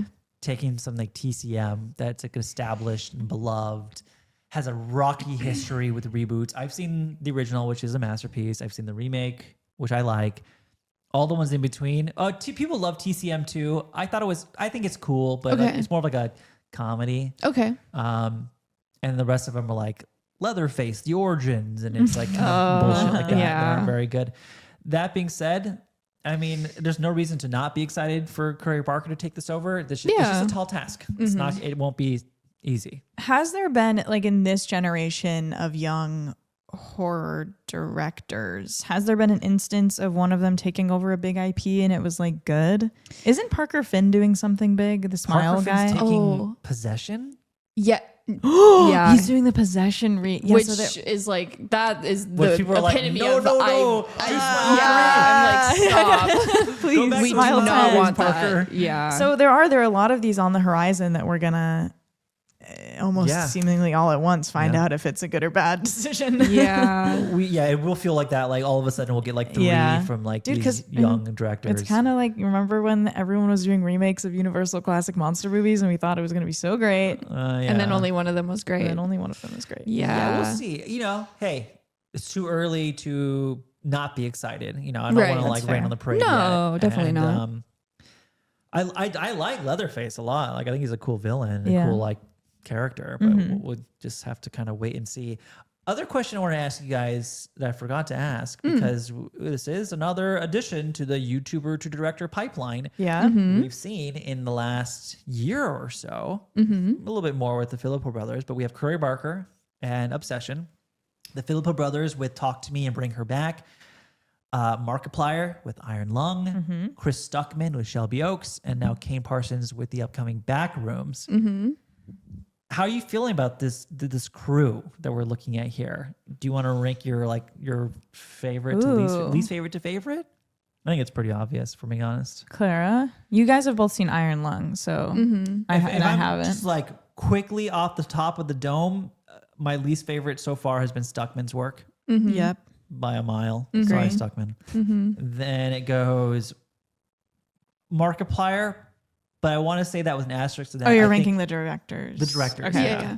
I'm just gonna say that I didn't love. I liked Iron Lung, didn't love it, but I think there's promise there, which is a lot more to be said than Stuckman. Yeah. Sorry, Stuckman again. Yeah. It's just, I just think Stuckman's was just so boring and so It was safe very and derivative. so, it was like, very derivative. Really, this is how we're starting it off. Like, Yeah. this is the movie. Like, at least Iron Lung is like swinging at something. I think Yeah. you can kind of immediately tell if someone like has the sauce. Yeah, and I think so. There's a gap between the two. I think the Filippo brothers, even though I didn't love Bring Her Back, I'm very interested in what their careers will look like. And then I think Curry so far has put out what I've enjoyed the most, pending Kane Parsons.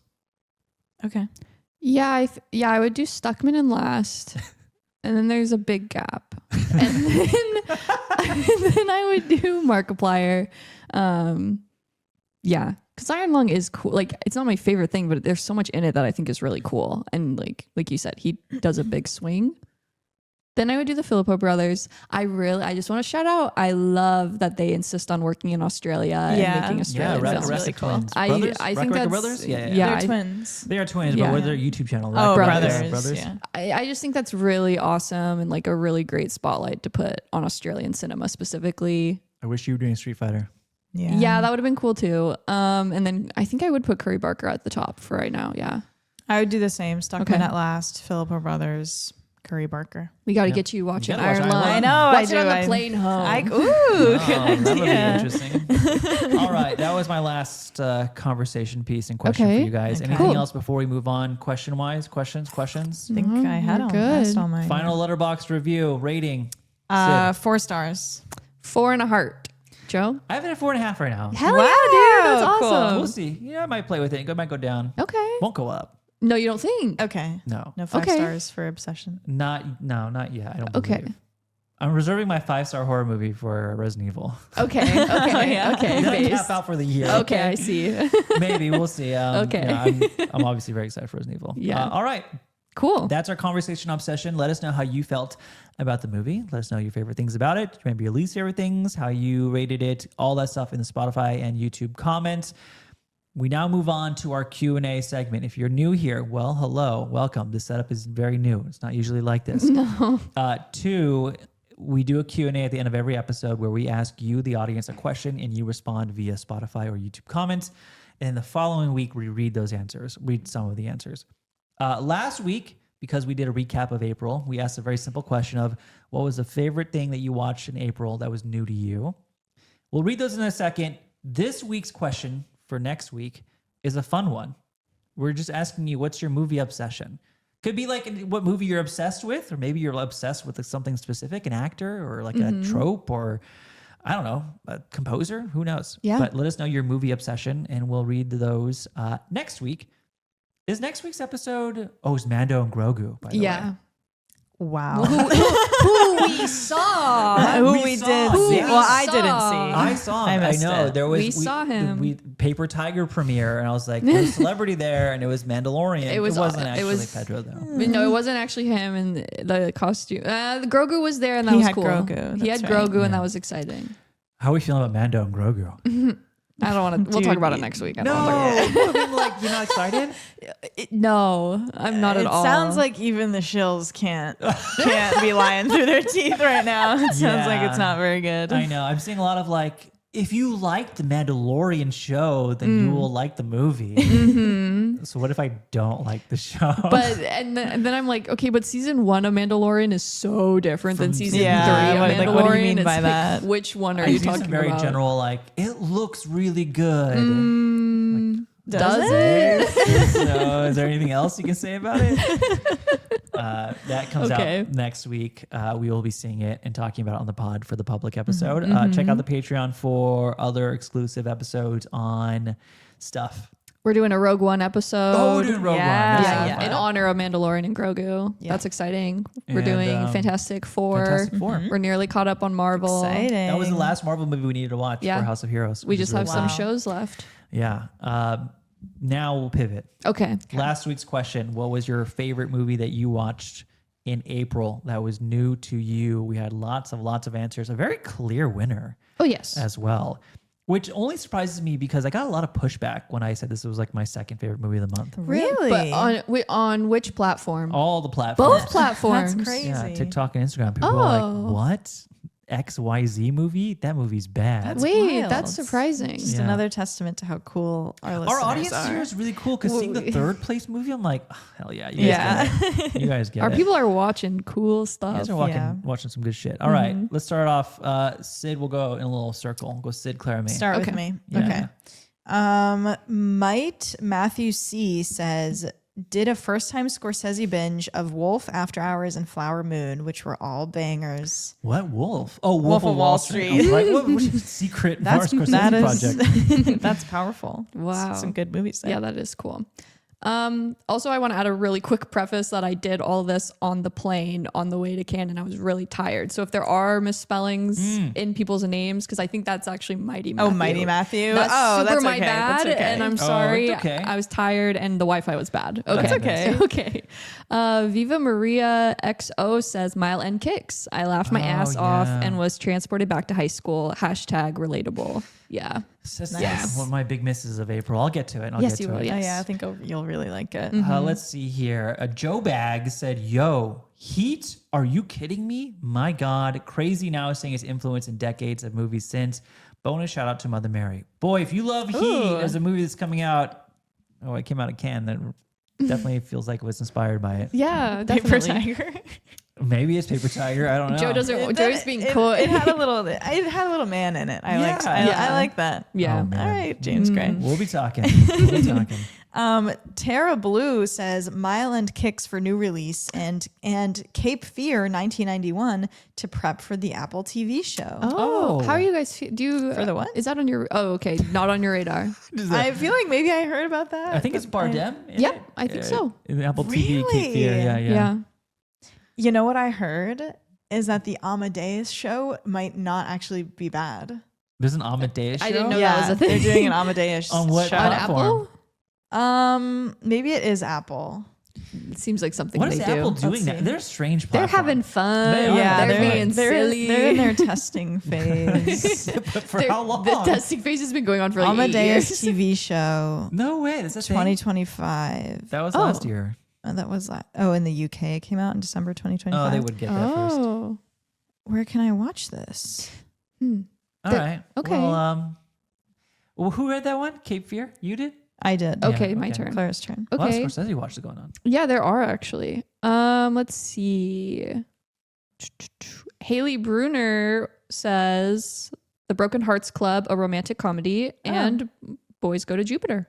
I need to watch that. Boys Go to Yeah, me Jupiter. too. I really want to watch that. Let's see here. I will read. Normal Noah said, not sure how John Carpenter remained a blind spot for so long, but I watched both Big Trouble in Little China and Escape from New York. What a fun ride. That Snake Plissken guy is pretty cool. Snake fucking Plissken. Yeah, Snake fucking rocks. And those two movies are really great. Apparently they're remaking that movie, Escape from New York, no? Oh yeah, that was like rumored like a long time ago. Hopefully they don't ever do and that. I don't know. There's just no way it will ever be cooler than what Carpenter did. Oh no, there's no way. no You could possible. ever. Amadeus is Prime Video. Oh, okay. Oh, I just okay. discovered. That's also very on brand for them. Yes. Let's see. Parker Radelsky 08 says, gotta say the drama. So good, romantic, funny, and insane. Yeah. Yeah. Yeah. It is. Love Yeah. the drama. Very much so. E. Oliveira says, got to see Fight Club for the first time in a theater for the whoa. 4K Release. remaster Yeah, yeah, yeah. re-release. Nice. That got quite a few shouts. I was like, that's a fun one to That's see. cool. I know the amount of, this is how I know I'm old too. The amount of people who are like, I just watched Fight Club for the first time. Like, wow. You know, that's exciting Maybe they're though. just late. Yeah, they could be like 40 and Yeah, you don't know. exactly. If you're 40 watching Fight Club for the first time, I'm happy for you. Please show yourself. So I feel seen a little bit. Okay. CC, I'm not 40 by the way. CC, Really important that we make note of that. CC said my favorite movie I saw was definitely Faces of Death. So on my wavelength. Not guaranteed, but not at all unimaginable. That'll be my favorite movie of 2026 come year's end. Wow. Also, shout out to Red Rocket, which I skipped but followed back after adoring Anora and loved as well. Wow. Oh, Fun wow. time. Yeah, that's we're very also nice. pro Faces of Death here. Yeah. We're big fans. Yeah. Carson Handy says, my favorite watch of April was My Father's Shadow. What an incredible I wanted to film. watch that. Dude, that movie rocks. That was like one of our big misses of Cannes last year, actually. Yeah. Oh, did I see it here? No, I saw it at TIFF. TIFF. TIFF. Yeah. Yeah. Good movie. Hell yeah.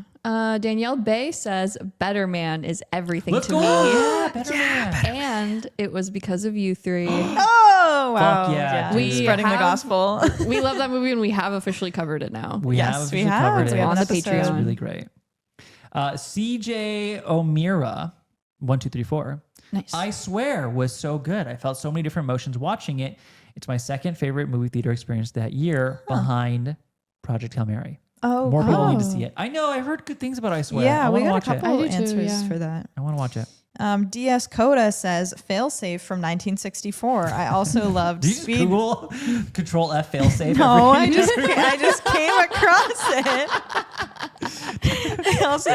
I also loved Speed Racer and IMAX. Oh, yeah, that was a really Yeah, fun but everyone experience. should watch Failsafe. Hell yeah. Control F did so much failsafe this month. Mateo Roman says, watched Blackberry for the first time, and it's one of my favorite biopics now. It's so good. It is really Really, good. really I still great. have to see that. I like it. Did you guys see the trailer for Tony? Tony? The Bourdain movie? Oh, no, I have not. I didn't know there was a trailer. No, it's oh my Dominic Sessom. god! Wow. It looks okay. Okay. Okay. I'm. It's a strange sensation watching it because like Dominic Sessa was so good in The Holdovers, Yeah. and has since then just done like the same guy Yeah. every time. I'm You like, never oh know. no, Oh with no, these I want to see discoveries. a little bit more from him. We'll see. Bulbasaur Schmolbasaur. I like that name. Said, I saw Akira for the first time in theaters in April and was completely blown away. Oh, What a movie, nice. man. Oh, I'm yeah, jealous. Bulbasaur, you're gonna in for a treat because I feel like once you watch Akira, you see its influences everywhere. Yeah. Yeah. Yep. Cars Book Club says definitely Cinema Paradiso, also Sunset Boulevard. The, the magic of movies. Double That is bang. very much a magic Holy of movies. shit. Wow. Double feature. Good one. That's so awesome. Madison GH2 says Coppola's Priscilla. I had a sick feeling in my stomach throughout. Oh, Sophia. Complimentary. Yeah. Priscilla's awesome. I love Priscilla. Good Yeah. movie. That was really, really good. Juliana Malilo. Something like that. Juliana Malilo. Yeah, that's right. My favorite watch of April is definitely Exit 8. Such a simple storyline done at an exceptional level. Really exceeded my expectations. Oh, That's nice. awesome, Juliana. I'm Fun. glad you liked Yeah, it. that's great. Have you played it? Let us know. Yeah. GP Billings says Malignant. So fun when Juan can What have was the fun. GP Billings? It reminds me of J.G. Wentworth. Yeah. Billings. Yeah. 877 cash now. I need a structured settlement. And I need Gosh, it now. JG, what Called J.P. sounds Billings. like Sorry, J.P. Billings. It was GP Oh, Billings. G.P. Oh my God. Okay. GP Billings says Malignant. So much fun when Juan can have fun. I've taken Sid's Juan makes superhero movies to heart. He does. Yeah. James Wan makes That's a good one. exclusively superhero movies. Preston DeBetes 4300 says favorite watch of April was Silence of the Lambs. It's been on my watch list forever, and I'm glad I got to see it in theaters for the re-release a few weeks ago. Instantly became one of my favorites. Yeah, that's one of my It's so all-time cool. favorites. There's so many rep screenings now. People are going to I watch know. these like classic movies Yeah, in it's theaters. amazing. It's like really encouraging to see, honestly. Yeah, I'm glad people are doing that. Matt Souls says, been hitting a bunch of Fincher films that I've somehow never seen. So shout out Zodiac and The Game. The Game not being considered one of his big classics is proof that people hate fun. Sure. I like The Game. I just don't You think think it's like, a little mid? I think it's a little mid.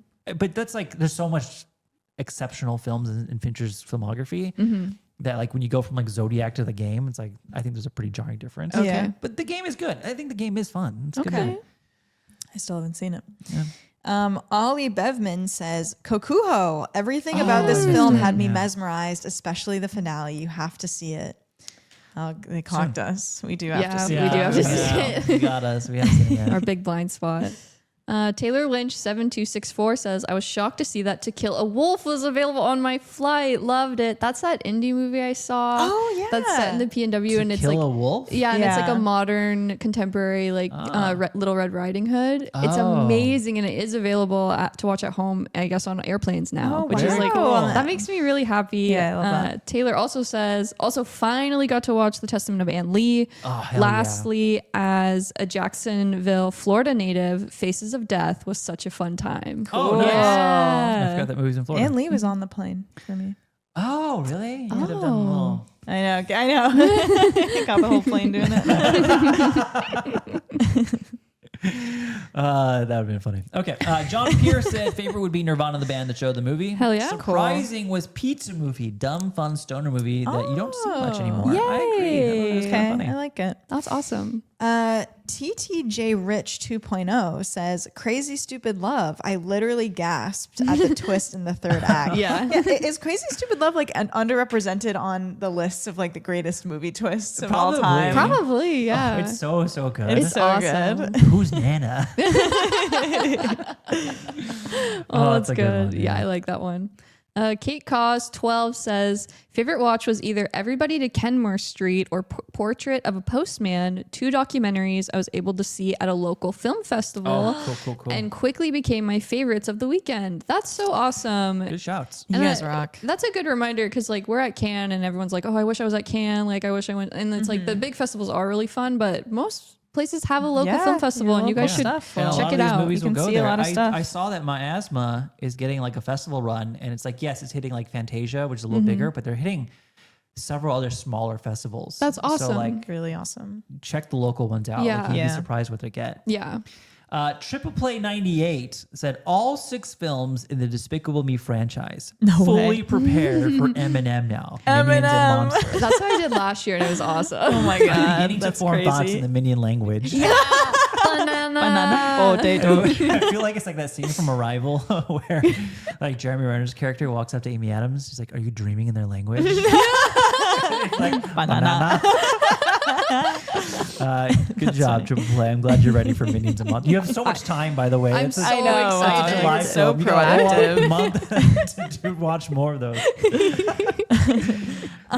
Spinning Badfish says, was in a movie slump in April. However, I get The it. Devils, Phantom of the Paradise, and Minority Report. I'm like, bro, that could sustain you for a year. Movie slump. What was the where? second Yeah. one? Phantom of the Oh, Paradise. I like that movie a lot. That's Great wild. movie. movies there. Wow. Hell yeah. Bren Dog says. Brandog. Bren Dog says favorite watch of April was Come On, Come On. It genuinely changed the way that I interact with those around me. Also, shout out to Beginners. I love that movie. Completely gutted me and mended me back together. Mike Mills will pay for his crimes against my emotions. You know, a little Mike Mills back to back, huh? That's Yeah, fun. wow. I haven't seen Come On, Come On in so long. I haven't seen it at all. That was a big deal. Oh, when it came you'd out. like it, I I think. think I would too. Sweet movie. Let's see here. I will read Rich Serendipities. My favorite first time watch has to be Bones and All. While it's obviously in line with Guadagnino's filmography, I didn't expect such an I didn't expect such an experience from one of his movies. At this point, I think it's become one of my favorite of his. Taylor Russell, oh my God. Good take. Good Yeah. take. That is a good one. I love that movie. It's such a great movie. We have an episode on that also. We do.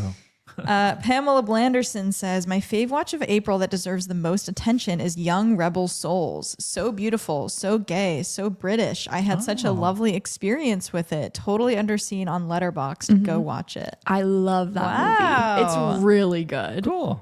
That's a great shout. Rory426 says, best watch in April, Akira. It got a cinema re-release in the UK Oh, is and that I've why never people are seen watching it. it? That's Okay. awesome. makes I'm sense. glad you got to see it.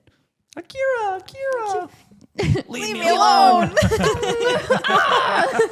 Nappy Lewis had finally watched Sicario. Benicio del Toro is amazing. Oh, it's a Yeah, good-ass he movie. is. The ending of I the movie. love Benicio. Yeah. Woo. Time to be Let's see. Ryan Mooney says, had a big month in April. I watched Thelma and Louise, The Graduate, Training Day, Roman Holiday, Breakfast at Jesus. Tiffany's, Aaron Brockovich, True Romance, and Days of Heaven. Damn, save some cinema for the rest of us. Cranking through Jeez. that watch list. That's a great list of movies. Hell Wow. yeah. Very cool. Very cool. Go ahead. Okay. Thomas Neary says, They Will Kill You is underrated. I watched it in theaters and immediately clocked the obvious influences. Who? Wait, what movie? They Will Kill You. What movie is that? That's the is- Zazie Beetz movie. Yeah. Yeah. Wow, I forgot about it already. Clock the obvious influences, and then I rewatched it with my boyfriend last week, knowing how bizarre it gets, and that's a banger. Yeah, I like the eyeball. I love the eyeball. Love the eyeball. Eyeball's Oh, that's awesome. right. The big eyeball. Oh, your turn. My turn. Your turn. Signo the Fish is sorry, guys. I'm breaking the rules for this one just because I had a really dope April. Number one has to go to the voice of Henry Job. Wow, but big honorable mentions to a few. Funny Games was way better than I expected. Which one? Finally got around to No Other Choice, Babylon, and Risk Cutters: A Love Story. All these were close to being fives. Hopefully, I continue to have these months. I hope so too. Yeah, I hope so too. All great wow. movies there. The John Sanger says, my favorite first time watch was The Color of Money. Loved the dynamic between Paul Newman and Tom Cruise. I don't think anyone has looked cooler on screen in glasses than Paul Newman. Michael Ballhaus was going sicko mode with the cinematography. Very cool. Yes. I like that movie a That lot. movie's so good. That's a good one. So good. Katie says, my favorite first time watch of April is Red Rooms, followed closely by Bound. Yeah. Good shouts. Wow. Good shouts. RC Calderon said favorite first time watch at home had to have been Ponyo. Also showed it to my little sister-in-law before we went to the Academy Museum. Oh, That's really nice. That's a cool good little exhibit. over Yeah, at I like Ponyo. it. Last round. Let's see. Oh, Shelby Sarah 08 says, Better Man. I watched it because of the pod and I was so blown away by it. With We're not lying heart to emoji. people. Yeah, when we're it comes to not. Better Yeah. Man. We I really feel like people aren't. just don't We're being believe. dead ass. You are being the most dead of the asses. So true. Go ahead, Clara. Oh, it's my turn, right? Okay. Benjamin Howard says favorite watch as a member of the UK was finally getting The Pit. Yeah. Where are you guys reading these ones? I'm not seeing those at all. I'm cheating and I'm grabbing a couple of more recent ones that I didn't have time to write down. Okay. Becca Bird said, my favorite first time watch of April. I know I'm very late to the party, but I finally watched both Stand By Me and When Harry Met Sally as part of my local cinema's Rob Reiner season. What absolutely beautiful films. I now see why he was so beloved. Yeah. Oh, that's lovely. I know, yeah. Cool. That's a sad note, but we love Reiner. Yeah. And Yeah, I'm we glad do. you saw them. Especially later. That's so awesome. All right, that is the conclusion of the episode. Remember, next week we have an episode on Mandalorian and Grogu, and this week's Q&A is what is your movie obsession? Until next time, I think that's it, right? I think so. I mean, Rogue One episode, Fantastic Four episode coming up, Mm-hmm. and then we will do a can recap, which we don't want to spoil too much, but we've seen a lot of movies. Yeah. Yeah, we have. A fuck ton of movies. So we'll have tons of recap available on the public side of things very soon. So stay tuned for that. Until next time, everyone, have a wonderful day, night, weekend, and we'll see you guys later. Goodbye, listeners. Bye-bye.